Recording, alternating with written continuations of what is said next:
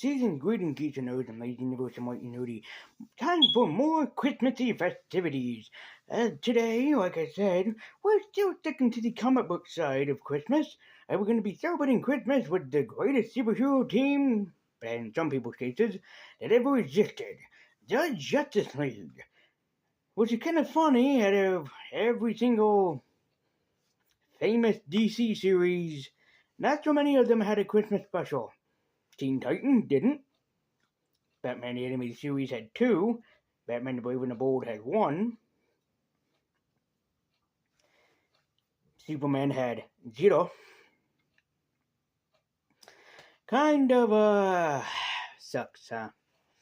Well, anyways, we do indeed have to go into the DC Universe of Justice League the Animated Series, which is towards the end of the series where they did one Christmas episode out of an entire series.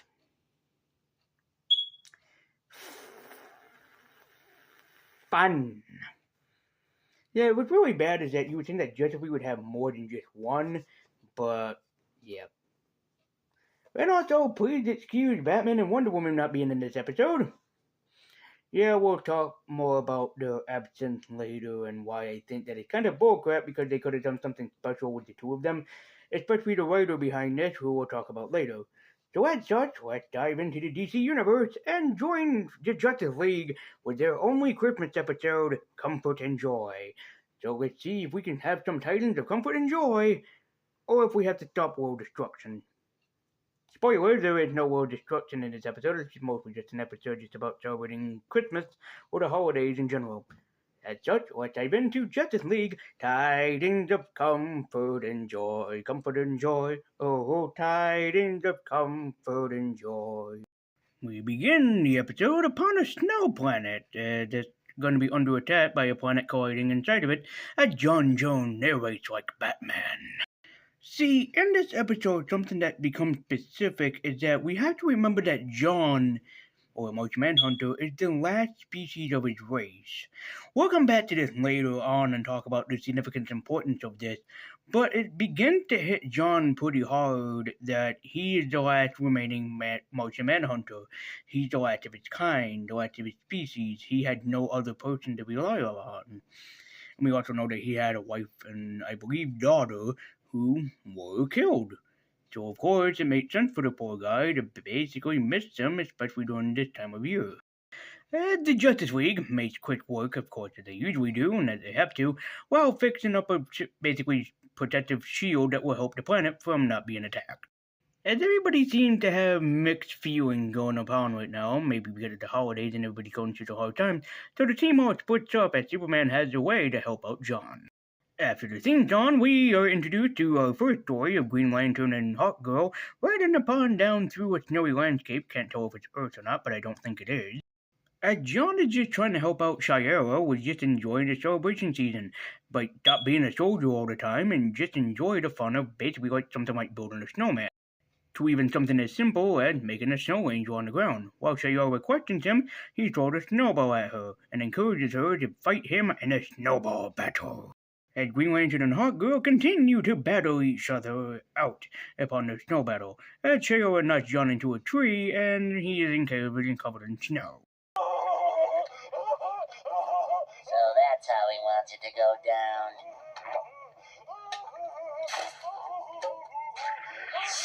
I'm not too far off with that SpongeBob clip, because John summons up a bunch of Green Lantern hands that fire snowballs at Shiera out of revenge for what she had done to him. John trying to get Shiera into the Christmas spirit, but she's just not feeling it, as she tells John that she knows a place where the both of them can go, where they can basically enjoy each other's company. So John and Shiera go to a planet out in outer space to a space bar. Because why not? Because Shiera could use a nice stiff drink. And John feels uncomfortable, but yet he's kind of into it, try to do something that your partner likes to do. And of course, they get a drink and everything seems to be fine. Then it's until John thinks that Shiera wants to escape alone with him to kiss, but nope, she instead wants to start a brawl fight because she is bored. And thanks to Shiera, a fucking bar fight ensues just because she was bored and wanted time to go. I mean, for goodness sake, too, this is a frickin' tough-ass bar fight that the two of them are into, and one hell of a fucking tough fight time. And so after the bar fight ensued and everything calmed down, Firework Magic shares a Christmas kiss with John upon his cheek and wishes him a Merry Christmas and being happy. Over to Flash's story this time around. Flash visits an orphanage, as one does, and he also wants to get the kids something so they can enjoy for the holiday season and basically for Christmas cheer. As the kids show Flash this rapping duck toy. This is the toy that the kids really want for some reason. You gotta be fucking kidding. As Flash is none the more happier to basically tell the kids, well, if that's what you want, then Uncle Flash will be happy to oblige and get you the ducky. And so Flash speeds his way over to a toy store, where unfortunately it's always an angry mob, because every single kid in the world wants one of those ducky toys according to Flash. As he cannot find one of those ducky toys that the kids really want, so he becomes upset and a little bit depressed, until he hatches an idea to go to Japan and get one. Yeah, seriously, Flash goes all the way to Japan just for a toy for these kids. If that's not a dedicated man, I don't know what is. As Flash hears a distress call about a break-in at the Flash Museum, and it happens to be Superman villain Ultra Humanite that wants to tangle with the Flash. Of course, he fights Ultra Humanite until he accidentally breaks the duck toy for the children. Even Ultra Humanite kinda calls him out for it, and Flash becomes even more upset.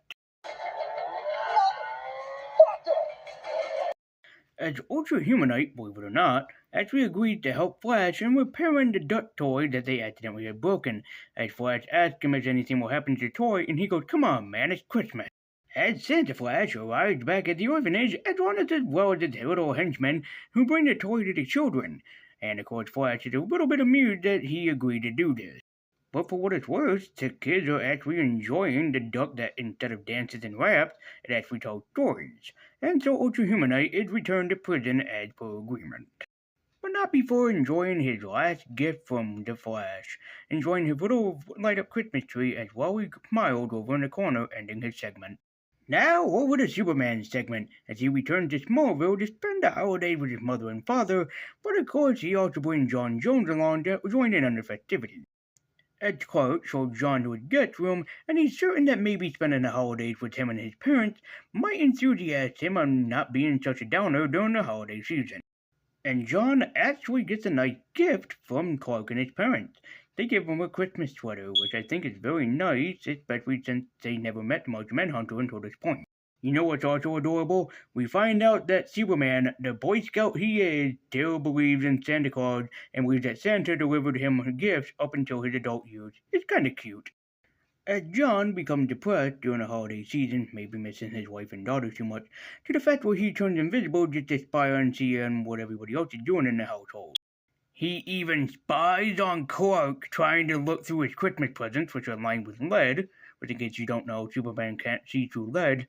So I think this is kind of funny because John should have turned transparent and asked Superman, what the hell does he think that he's doing trying to look at his Christmas presents when he should wait for the next day? Well, but still, kind of a cute moment, especially to see Superman, the big blue Boy Scout, still have his inner child. It's pretty cute. While walking the streets of Smallville, John overhears a little girl asking Santa, well, for a bunch of things that she wants, especially since she's almost not believing in Santa anymore, and John thinks he can help. John also helped, not only by giving her her belief in Santa, but by stealing a couple of Oreos. Yep, this is where the Martian Manhunter came from. And then he stopped by her shirt to listen to some shirt squirrels. And then I guess maybe somehow John gets enraptured with the Christmas spirit or something, because then he starts to see the light of Christmas and starts to kind of enjoy it. What light? Have you seen the light? Yes! Jesus H. Christ! And so our Superman subject ends, or our Superman segment ends, as they listen to John outside of his room singing Christmas carols while he basically pets Streaky the Supercat. And so that was Justice League Comfort and Joy. But because this is technically like an anthology episode, kind of similar to Mickey's Once Upon a Christmas, we have to break it down. So, in my opinion, and how I see it, the problem, let's just, divide it down. The first segment, Green Lantern and Hawkgirl, was okay for the most part. Not my favorite, but pretty good for what it's worth. It tried to be different, but also teaching a standard Christmas lesson of always try to bring joy to somebody during the holiday season, which was a nice touch. The Flash storyline, which is also a parody of the Arnold Schwarzenegger movie Jingle All the Way, that also was a pretty nice touch. I also did get a little chuckle out of it when I figured it out what it was supposed to be. But still also kind of good, especially for Flash trying to do the best that he could for Christmas and get the kids the present that they really wanted, just to bring them a little bit of holiday cheer, even to teach Ultra Humanite the spirit of the season. Again, nice touch. My favorite one has to be Superman and Martian Manhunter's one where they go back to Smallville. It's a nice little story just about how, to really embrace Christmas and just the spirit of the holidays and whatnot. Why I also like this is because we see that during this episode is that John is depressed because he misses his family. Which is nice because during Justice League, this is only brought up a handful of times and not really that often. But it was still a nice little nod to be like, hey, he misses his family and whatnot. And this was before he found McGann, aka Ms. Martian. So again, nice little touch, and everything. And Carl Lumbly is probably the best thing about the episode, really kind of becoming the embodiment of the holiday, despite seeing it through his own eyes and his own experience. With, again, nice touch.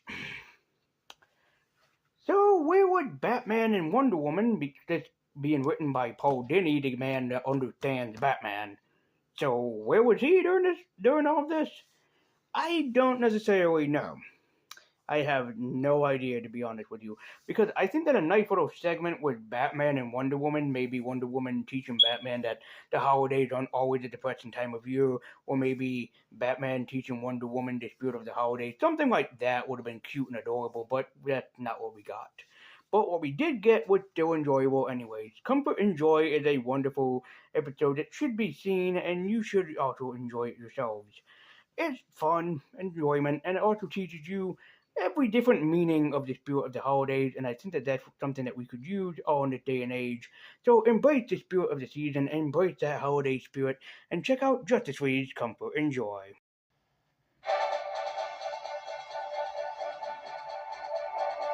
Guys, as always, thank you so much for watching. Please like, share, comment, subscribe, share these videos around the web. Hit that bell icon to be notified every single time I make an upload. And while you're down there, you can join me at Twitter with the link in the description down below. Thank you guys so much for watching. I'll be Universe, tablet, nerd to keep it on. And until next time, take care, because next time, we're going back to revisit a Christmas special that I have reviewed way back in 2020. But I think I need to go back and re-review it and just give it a new prospect and also proper review. So come back next time for an animated Christmas adaptation with Tom Bosley and Walter Matthau, and we're going back to revisit the stingiest man in town.